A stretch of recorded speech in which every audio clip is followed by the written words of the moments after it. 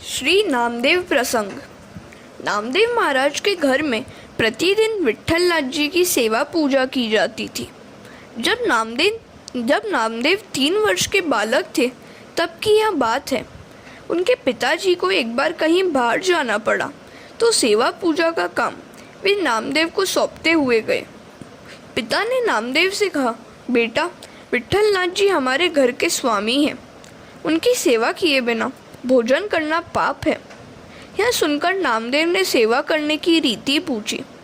पिताजी ने कहा, श्री विट्ठलनाथ जी घर की प्रत्येक वस्तु के स्वामी हैं, अतः उसके प्रसाद के रूप में वस्तु को ग्रहण करने में दोष नहीं है। ठाकुर जी को अर्पण न करना ही पाप है। वेदांती ब्रह्म की बात बताते हैं। जीव ब्रह्म है। जीव चाहे ब्रह्म रूप ही हो, किंतु मानव शरीर के कारण आज तो यह प्रभु का दास ही है। परमात्मा उसे न जाने कब अपनाकर ब्रह्म रूप बनावेंगे, तब तक तो वह दास ही है। दास्य भाव से जीवन सुधरता है और मृत्यु भी सुधरती है। भागवत में वात्सल्य भाव, मधुर भाव आदि का वर्णन है, किंतु वे सभी दास्य भाव से मिश्रित ही है। दास्य भाव के बिना ईश्वर को जीव पर दया नहीं आती। पिताजी बोले, बेटे, प्रातः काल में जल्दी जाकर स्नान आदि से पवित्र होने के बाद भगवान की प्रार्थना करना। प्रार्थना करके उन्हें जगाना। उत्तिष्ठ मम गोविंद, उत्तिष्ठ गरुण ध्वज, उत्तिष्ठ कमलाकांत, त्रैलोक्यम मंगलम कुरु। किंतु प्रथम भोग सामग्री तैयार कर लेना। वैष्णवों के हृदय में प्रेम भाव जगने पर ही ठाकुर जी को भूख लगती है। भगवान के चरण धीरे धीरे धोना, कहीं उन्हें कोई तकलीफ न होने पाए, क्योंकि यथा देहे तथा देवे, यथा देवे तथा गुरो। स्नान कराकर धीरे धीरे उनके दर्शन करना, सद्भाव से सेवा करना, फिर उनका श्रृंगार करना। उनसे पूछना कि आज आप कौन सा पीतांबर पहनेंगे। श्रृंगार करता भगवान के साथ हो जाता है। प्रभु ने यदि दिया है तो फिर उन्हीं के लिए खर्च करने में संकोच क्यों। योगी को जो आनंद समाधि से मिलता है, वही आनंद भक्त को ठाकुर जी का श्रृंगार करते हुए प्राप्त होता है। खुली आंखों से ही समाधि सा आनंद मिलता है। योगी प्राणायाम, प्रत्याहार आदि करते हैं, फिर भी उनका मन कई बार कुछ उल्टा ही कर बैठता है। कन्हैया को बार बार बुलाने पर भी वह बोलेगा। जगत को भूलकर परमात्मा में तन्मय होने से आनंद प्राप्त होगा। श्रृंगार के पश्चात दूध और भोग अर्पण करना। विट्ठलनाथ जी तो बड़े लजीले हैं। बार बार विनती करने पर वे भोजन करते हैं। उनसे प्रार्थना करना कि भले ही उन्हें आवश्यकता न हो, फिर भी वे भोग अवश्य ग्रहण करें। जब कई बार इस तरह प्रार्थना करोगे, तभी ठाकुर जी दूध को स्वीकार करेंगे। सेवा भक्ति में प्रेम मुख्य, सेवा भाव से करनी चाहिए। हे नाथ, आपने अजामिल जैसों का भी उद्धार किया, तो क्या मेरा नहीं करोगे। मैं अधम तो हूँ, किंतु अजामिल जितना नहीं हूँ। अजामिल तो वेश्या के साथ रहता था, मैंने वैसा तो कुछ किया नहीं है, तो क्या आप मुझ पर कृपा नहीं करेंगे। स्तुति के पश्चात भगवान को वंदन करना।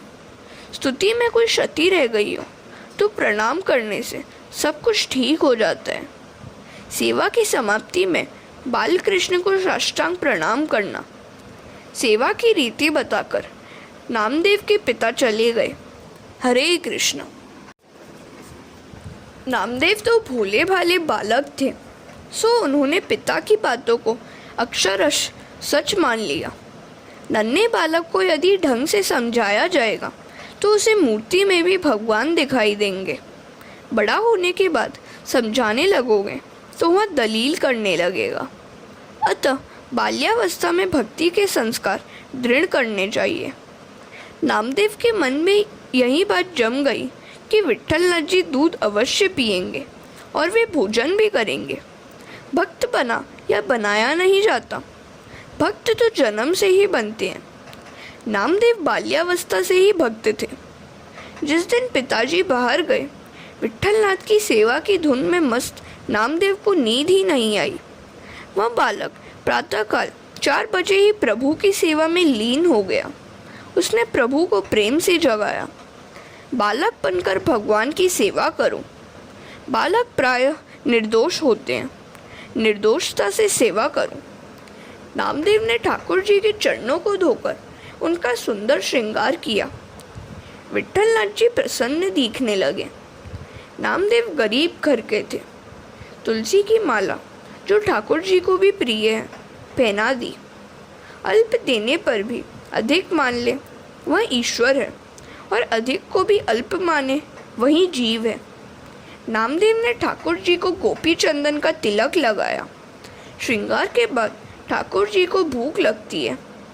हमारे हृदय में यदि प्रेम है तो भगवान की मूर्ति में चेतना आती है। प्रेम जड़ को भी चेतन और प्रेम का अभाव चेतन को भी जड़ बना सकता है। नामदेव दूध लाकर प्रभु को अर्पित करते हुए कहने लगे, विट्ठलनाथ, आप तो जगत के पालन करता है, अतः मैं आपको क्या खिला सकता हूँ? आपको जो है वही आपको दे रहा हूँ। त्वदीयम वस्तु गोविंदम तुभ्यमेव समर्पये। नामदेव बार बार प्रभु को मनाने लगे, विनती करने लगे, पर नामदेव का प्रेम देखकर विट्ठलनाथ दूध पीने की अपेक्षा बालक को ही निहारने लगे। विट्ठल को दूध पीते हुए न देखकर नामदेव बोले, मैं बालक हूँ, मैंने आज तक कभी आपकी सेवा नहीं की है, अतः आप कहीं मुझसे नाराज तो नहीं हैं? आप दूध क्यों नहीं पीते? आपको भूख लगी होगी, दूध पी लीजिए, कहीं दूध में शक्कर तो कम नहीं है। यह सोचकर उन्होंने घर से लाकर कुछ और शक्कर दूध में डाल दिया। नामदेव फिर बोले, विट्ठलनाथ, यदि आप दूध पान नहीं करेंगे तो मैं भी दूध पीना छोड़ दूंगा। आप दूध नहीं पिएंगे तो मैं आपके चरणों में अपना सिर फोड़ दूंगा। बालक व्याकुल था कि विट्ठलनाथ जी दूध नहीं पिएंगे तो पिताजी उस पर क्रोधित हो जाएंगे।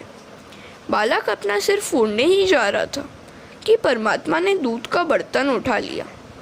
आज जड़ मूर्ति भी चेतनमय हो गई। नामदेव के प्रेम से विट्ठलनाथ जी प्रसन्न हो गए। विट्ठलनाथ जी को दूध पीते हुए देखकर बालक प्रसन्न हो गया।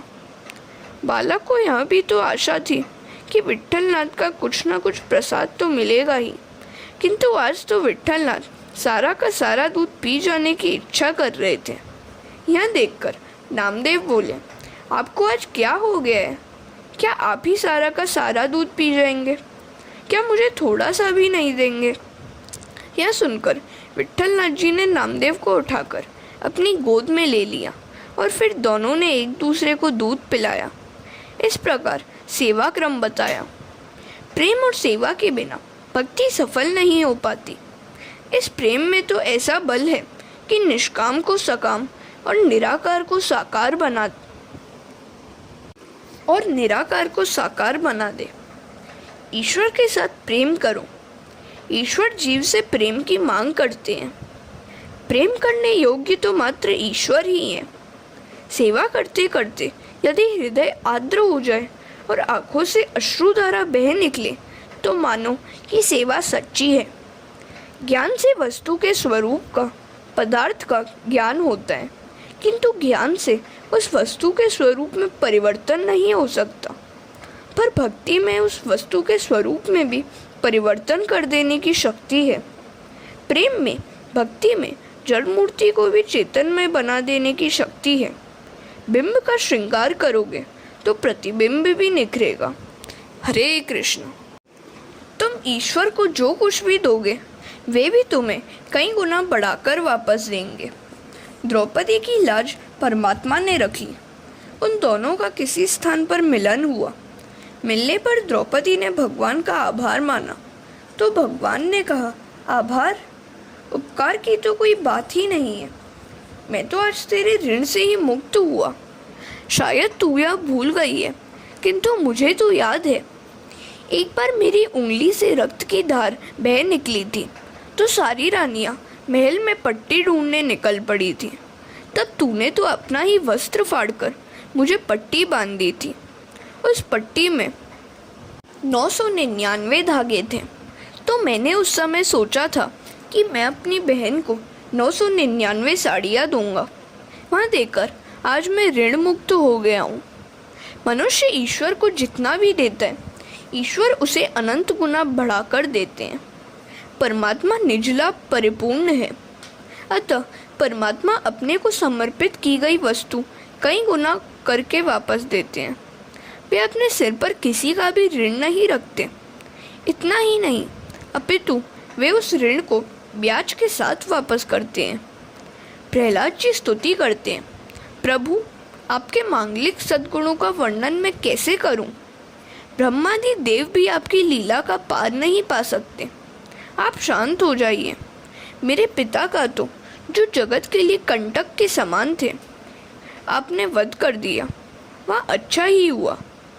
आपके इस भयंकर स्वरूप को देखकर देवों को डर लग रहा है, किंतु मुझे कोई भय नहीं है। मुझे आपके उग्र स्वभाव का भी कोई भय नहीं है। मुझे तो इस संसार का ही भय है। हे दीनबंधु, मुझे तो मात्र इस असह्य और उग्र संसार चक्र में पिस जाने का ही भय है। मेरे कर्म पाशों से बांधकर मुझे इन भयंकर जंतुओं के बीच छोड़ दिया गया है। जब जीवों के एकमात्र शरण और मोक्ष स्वरूप ऐसे अपने चरणों में, हे नाथ, प्रसन्नता से आप मुझे कब बुलाएंगे? आप ही सभी के आश्रय हैं। आप ही हमारे प्रिय सुहृद हैं। आप ही सभी के परम आराध्य हैं। आपकी लीला कथा का गान करता हुआ मैं बड़ी सरलता से इस संसार की कठिनाइयों को पार कर जाऊंगा। हे भगवान, जिन्हें प्राप्त करने के लिए संसारी लोग उत्सुक रहते हैं, वह स्वर्ग में प्राप्त सभी लोकपालकों की आयु, लक्ष्मी और वैभव मैंने देख लिया है। मेरे पिता के लिए किस वस्तु की कमी थी? आंखों का एक ही संकेत सभी कुछ ला देने के लिए समर्थ था।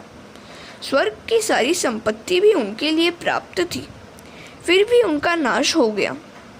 भोगोपभोग के ऐसे विनाशकारी परिणाम मैंने देख लिए।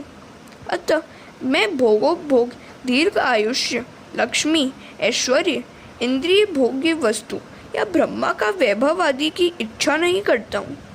मैं तो कहता हूँ, भगवान, यह संसार तो अंधकार से भरा हुआ एक ऐसा कुआं है जिसमें काटने के लिए हमेशा तत्पर एक काल सर्प घूमता रहता है। इस कुएं में विषय भोगों की इच्छा वाले मनुष्य फंसे हुए हैं। हे वैकुंठनाथ, मैं यह सब कुछ जानता हूँ, फिर भी मेरा मन आपकी लीलाओं की कथा में लग नहीं पाता। मेरे मन की दुर्दशा हो गई है। वह पाप वासना से दूषित हो गया है और स्वयं भी दुष्ट है। वह काम वासना के लिए ही आतुर रहता है। वह हर्ष, शोक, लोक परलोक, धन, पत्नी, पुत्र आदि की चिंता में ही डूबा रहता है। मन इधर उधर भटकता रहता है और उसे नियंत्रित करना बड़ा कठिन है। वह कामातुर है, भयत्रस्त है और भांति भांति की इच्छाओं से दूषित और दुखी है। मन के इन विशेषणों के विषय में सोचो। मन तो दूरितम दुष्टम, असाधु तीव्रम, कामातुरम, हर्ष शोक भय शरणार्थ है। अतः आपकी कथाओं के प्रति मेरा मन उदासीन है। मन की ऐसी स्थिति के कारण मैं दीन बन गया हूँ। ऐसी दशा में मैं आपके तत्व का विचार कैसे करूँ? हे नाथ, मेरे ऐसे मन को नियंत्रित करने की शक्ति मुझे दीजिए और मेरी रक्षा कीजिए। हरे कृष्ण। नरसिंह स्वामी ने कहा, बेटे, बिगड़ा हुआ मन भगवान के नाम जप के बिना सुधरता नहीं है। प्रहलाद, तेरा मन शुद्ध है, अतः तू मेरा दर्शन कर सका। मन की दशा की बात तो हो गई, अब इंद्रियों की दशा देखें। प्रहलाद कहते हैं, वैसे तो मैं मात्र 5 वर्ष का हूँ, फिर भी मेरा 5 स्त्रियों के साथ विवाह हो गया है। ये 5 पत्नियाँ मुझे चैन से बैठने नहीं देती। ये मुझे नचाती रहती है। वे हमेशा अतृप्त ही रहती है। भोजन से तृप्ति नहीं होती। भोग से ही यदि तृप्ति हो सकती तो यह जीव तो कई जन्मों से भोग करता आया है, फिर भी उसे तृप्ति नहीं हुई है। तृप्ति भोग से नहीं, त्याग से ही हो सकती है। यह जीव मुझे बहुत नचाती है।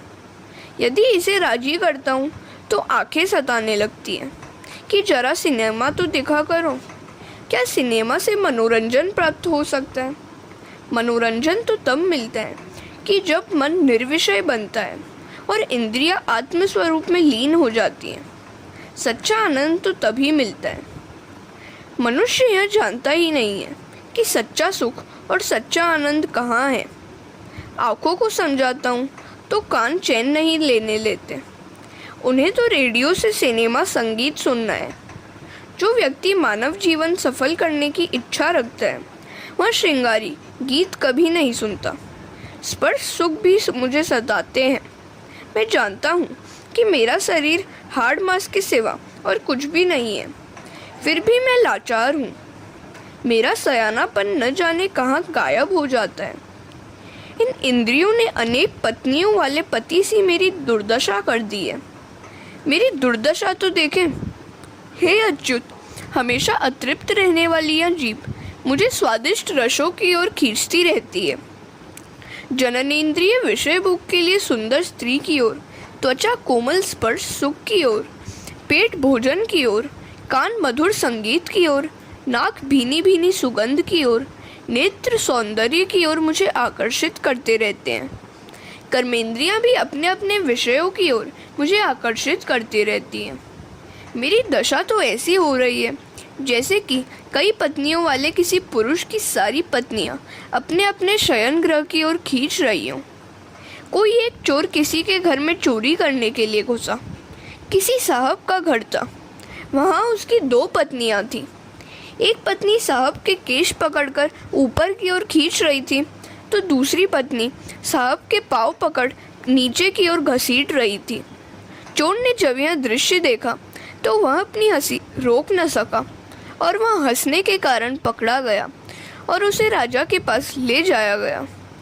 चोर ने राजा से विनती की कि मुझे चाहे जो दंड दीजिए, किंतु 2 पत्नी वाले उस साहब जैसा दंड न देना। यह कथा किसी और साहब की नहीं, जीव मात्र की है। हरे कृष्ण। 5 इंद्रियों के 5 विषय सच्चे पति नहीं हैं, किंतु पति होना चाहते हैं। वैसे तो 5 इंद्रियों के पति परमात्मा ही हैं। इंद्रियां परमात्मा के साथ ही सोती हैं। वे विषयों के साथ नहीं सो सकती। तृप्ति भोग से नहीं, त्याग में है।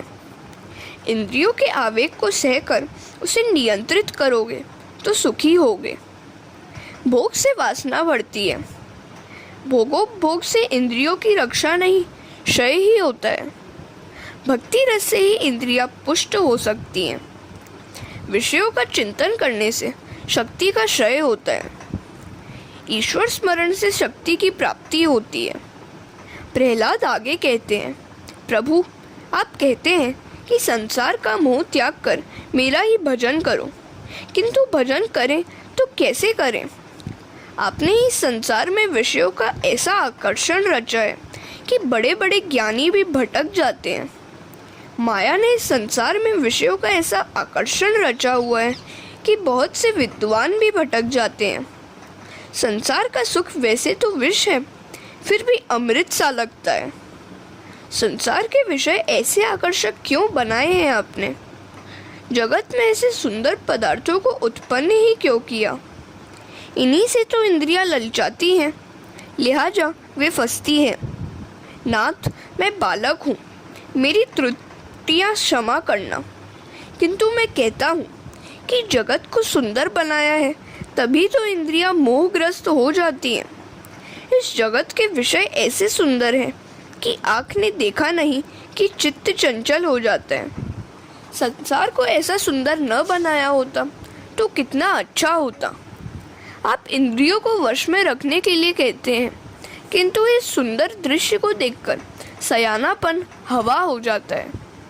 परमात्मा ने सोच समझकर ही संसार को सुंदर बनाया है कि मेरी संतान सुखी हो, किंतु मर्यादा का उल्लंघन करके आसक्ति पूर्वक भोगोपभोग करके मनुष्य दुखी हो जाए तो उसके लिए ईश्वर क्या करे? इसमें ईश्वर का क्या दोष? जीव मर्यादा तोड़कर विषयों का भोग करे और दुखी हो जाए तो ईश्वर का क्या दोष? नरसिंह भगवान प्रहलाद को समझा रहे हैं, जीवों को सुखी करने के हेतु ही मैंने संसार के सारे पदार्थ उत्पन्न किए। मनुष्य यदि अमर्यादा पूर्वक आसक्ति पूर्वक पदार्थों का उपभोग करे और दुखी होता रहे तो इसमें मेरा क्या दोष। मर्यादा पूर्वक पदार्थों और विषयों को भोगने वाला मनुष्य सुखी होता है। विषयों के उपभोग के समय मनुष्य को यह न भूलना चाहिए कि संसार निर्माता यह भगवान है। संसार त्याग कर मनुष्य कहाँ जाएगा? मैं भी रहूँगा और संसार भी रहेगा। संसार को भोग दृष्टि से नहीं किंतु भगवत दृष्टि से मनुष्य यदि देखे तो वह सुखी होगा। तू स्वयं को ही सुधार, तो सारे संसार को तो कैसे सुधार सकेगा। हरे कृष्ण। एक बार अकबर की पुत्री के पाँव में कांटा चुभ गया तो अकबर ने बीरबल को बुलाकर आज्ञा दी कि मेरे साम्राज्य की सारी भूमि को चमड़े से आच्छादित कर दो कि जिससे भविष्य में फिर कभी शहजादी के पैर में कांटा चुभ न सके। बीरबल सिर खुजाने लगा कि चमड़े का इतना बड़ा टुकड़ा कहाँ से लाया जाए जो सारे साम्राज्य की भूमि को आच्छादित कर दे। राजा कुछ तरंगी से होते। बीरबल ने सोचा कि सारी भूमि को चमड़े से ढकने की अपेक्षा राजपुत्री के पाँव ही क्यों न चमड़े से ढक दिए जाएं, और बीरबल ने जूते बनवाकर राजपुत्री को पहना दिए। जगत में कांटे हैं और रहेंगे भी, पर जिसके पाँव में जूते हैं उसको कांटे नहीं चुभ सकते। विवेक पूर्वक मर्यादा में रहकर मनुष्य सुख का उपभोग करे तो सुखी हो सकता है। सुखों के उपभोग में मर्यादा और विवेक का अनादर करने पर मनुष्य को दुखी होना पड़ता है। सभी के सुख के हेतु ही संसार का निर्माण किया गया है, किंतु मनुष्य विवेक पूर्वक इसका उपयोग नहीं करता है, अतः दुखी होता है। किसी एक गांव में पीने के पानी की बड़ी तकलीफ थी। अन्नदान से भी जलदान श्रेष्ठ कहा गया है। अतः किसी एक सेठ ने 15-20 रुपयों की लागत से जनता के हितार्थ एक कुआं बनाया। लोग जल का उपयोग करते हुए सेठ को आशीर्वाद देने लगे। एक दिन इत्तेफाक से खेलता कूदता कोई लड़का कुएं में गिरकर पानी में डूबकर मर गया। अति दुख में विवेक नहीं रह पाता। उस मृत लड़के का पिता सेठ के साथ झगड़ा करने लगा और उसे गाली देने लगा कि यदि उन्होंने कुआं बनवाया ही नहीं होता तो लड़के की जान नहीं जाती। अब आप ही सोचिए, क्या सेठ ने किसी व्यक्ति के पुत्र को मारने के लिए कुआं बनवाया था? उसने तो सभी के लाभ के लिए बनवाया था। ऐसा परोपकारी काम करने के कारण सारा गांव उसकी प्रशंसा करता था, आभारी था। जो लड़का मर गया वह अच्छा तो नहीं हुआ, किंतु इसमें सेठ का क्या दोष? यह संसार भी एक कुआं ही है, किंतु किसी को डुबा देने के लिए तो इसका निर्माण नहीं हुआ है। प्रहलाद जी कहने लगे, प्रभु आपके अपराधी तो कौन कह सकता है, आपको अपराधी तो कौन कह सकता है, किंतु इन विषयों को सुंदर बनाकर आपने ठीक नहीं किया। अतः अब तो आप हमें यही समझाइए कि संसार के विषयों में मन फंसने न पाए, इसके लिए हम क्या करें। नरसिंह भगवान कहने लगे, इस जगत को सुखी करने के हेतु मैंने 2 अमृत बनाए हैं। उनका पान करने से तुम्हारा मन विषयों की ओर आकर्षित नहीं होगा और इंद्रियां तुम्हें सताएंगी भी नहीं। ये 2 अमृत हैं, नामामृत और कथामृत। जब भी मन विषय के पाप का प्रवेश हो तब कथामृत और नामामृत का आश्रय लो। जीव को मनुष्य को विषय सता न सके, इसी हेतु से मैंने ये 2 अमृत बनाए हैं। उनका नित्य सेवन करो। स्वर्ग में जो अमृत मिलता है उसे पीने से सुख तो प्राप्त होता है, किंतु कहते हैं कि उससे पुण्य का क्षय भी होता है। किंतु कथामृत स्वर्ग के उस अमृत की अपेक्षा भी श्रेष्ठ है। इसे पीने से पाप का क्षय होता है। लीला कथा और नाम अमृत है। पाप को भस्मीभूत करके जीव को शुद्ध करो। हरे कृष्ण। मृत्यु सभी का भक्षण करती है, किंतु श्री रामचंद्र मृत्यु भक्षक के भी काल है। रावण को मारने के लिए रामचंद्र को यह सब क्यों करना पड़ा? रावण की हत्या के लिए राम को ऐसी लीला क्यों रचनी पड़ी? राम तो काल के भी काल हैं। ईश्वर तो अनंत शक्तिशाली हैं। वे संकल्प मात्र से ही रावण को मार सकते थे, किंतु रामचंद्र ने यह सारी लीला इस हेतु रची कि जनता रामायण का पाठ करे। रामायण श्रवण के समय तो लोग जगत को भी भूलेंगे ही। उन्होंने रावण की हत्या करने के लिए नहीं, किंतु कलयुग के लोगों को लीला श्रवण में तल्लीन करने के हेतु जन्म लिया था। लीला कथा मोक्षदाता है। प्रत्येक इंद्रिय को प्रेम से अपनी ओर खींचकर गोपियों को परमानंद का दान करने के लिए श्री कृष्ण की लीला थी। वे चाहते थे कि गोपियां मेरी लीला सुने, देखें और जगत को भूल जाएं। उन्होंने गोपियों को मरने के पहले परमानंद का दान दिया। रामलीला काम विजय की लीला है।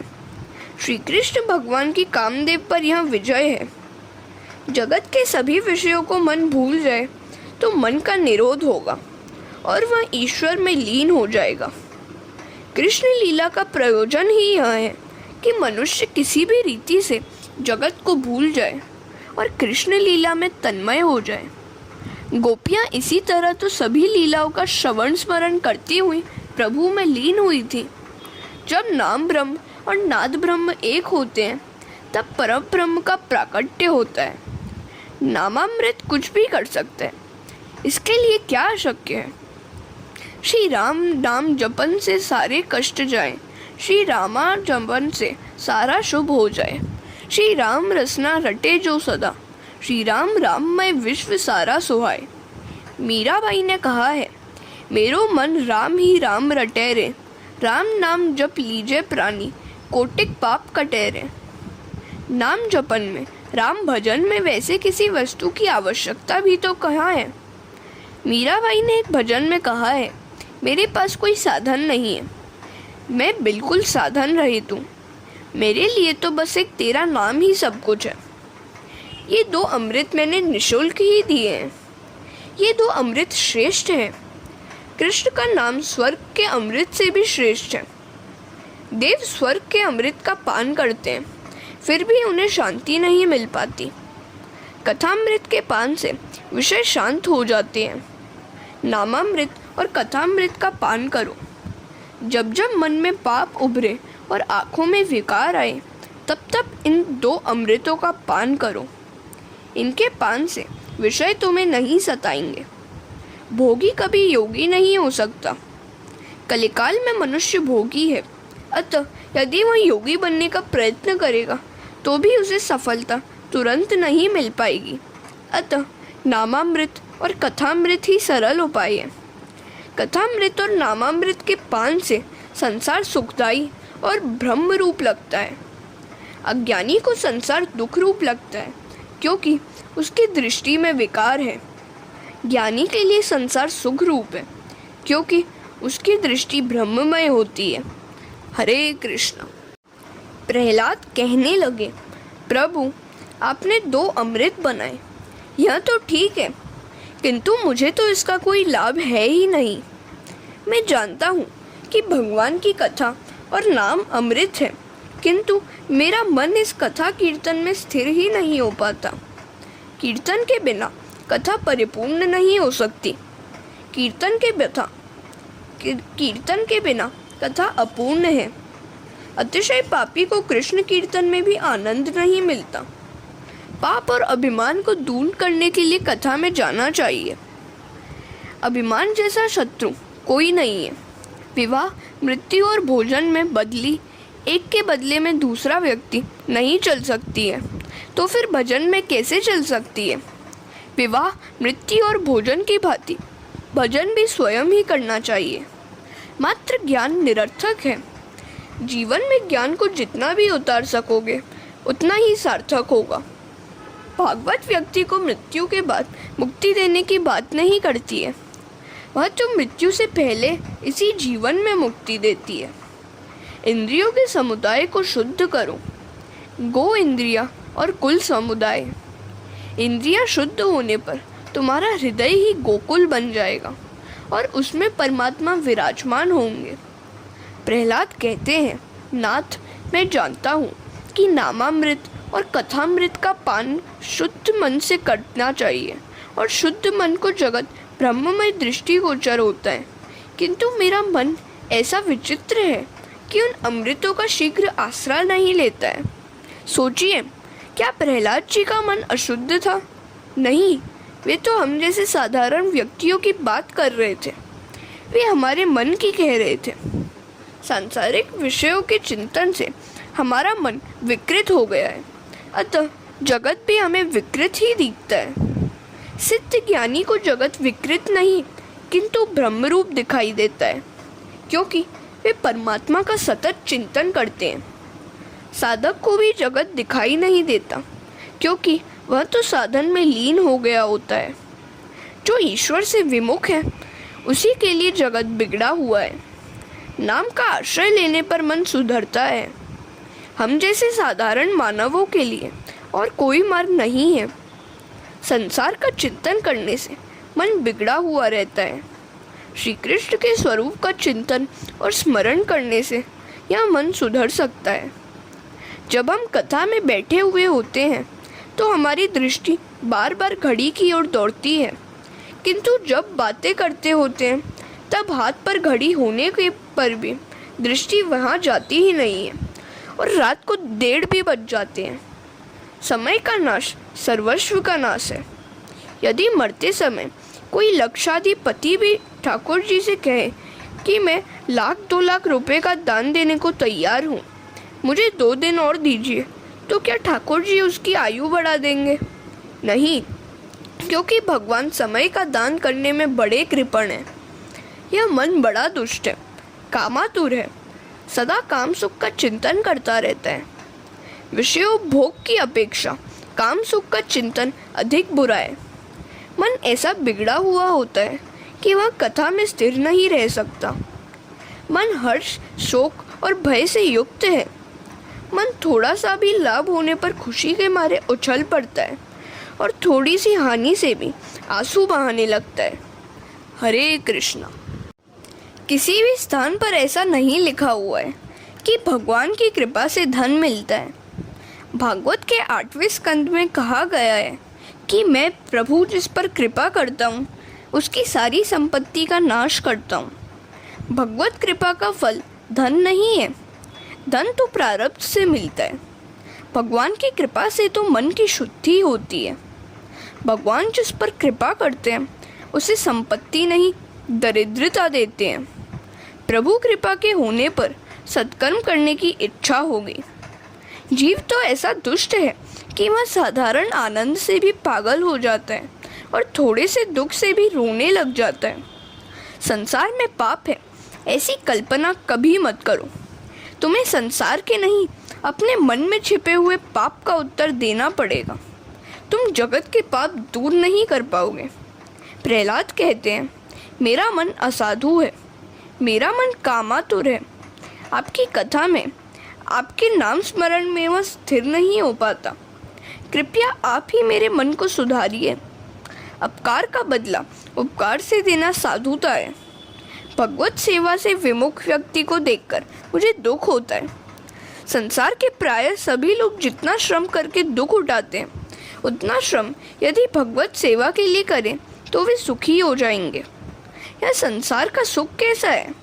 सांसारिक सुख दांत खुजली को खुजलाने जैसा है। मैथुन सुख और अन्य इंद्रिय सुख भी इस कोटि के ही है। जब तक खुजली को खुजलाते रहोगे तब तक शांति का आभास रहेगा, किंतु नाखून के विष से दांत बढ़ता जाएगा और सताएगा भी अधिक। ये सभी सुख तुच्छ और दुखदायी है। गीता जी में भी कहा गया है, इंद्रियों तथा विषयों के संयोग से उत्पन्न होते हुए भोग निसंदेह दुख के कारण है। वे आदि और अंतयुक्त अर्थात अनित्य हैं। अतः हे अर्जुन, ज्ञानी मनुष्य इन सुखों में नहीं भटकते। वे ऐसे सुखों की इच्छा भी नहीं करते। जब इंद्रियां ललचाने लगे उस समय मानव यदि मन को शांत रखे और सावधान रहे तो वह सुखी हो सकता है। प्रहलाद प्रार्थना करने लगे, हे नाथ, मैं इन सब झंझटों से थक गया हूँ। तब प्रभु बोले, चल मैं तुझे अपने धाम में ले चलूँ। प्रहलाद ने कहा, मैं वहाँ अकेला नहीं जा सकता। मैं इतना स्वार्थी नहीं हूँ जो अपने इन बाल मित्रों को यहीं छोड़कर आपके साथ अकेला ही चल लूँ। मैं अकेला मुक्ति पाना नहीं चाहता। प्रहलाद जी अपने सहपाठी असुर बालकों का भी विचार करते हैं। वे सबकी मुक्ति चाहते हैं। मात्र स्वयं के कल्याणार्थ वन में साधन करने वाला व्यक्ति स्वार्थी है। एकांत में तप, साधन, भजन, जप करने वाला मात्र अपने आप का ही उद्धार पाता है। मात्र अपने आप का उद्धार करने वाला स्वार्थी है। अपने संग में जो कोई आए उसका भी उद्धार करे, वही सच्चा वैष्णव है। अपनी जन्मभूमि को, जगत के अन्य किसी भी जीव को सन्मार्ग की ओर न ले जाए और एकांत में बैठकर तप ध्यान करता रहे, वह चाहे कैसा भी ज्ञानी क्यों न हो, किंतु स्वार्थी ही है। हरे कृष्ण।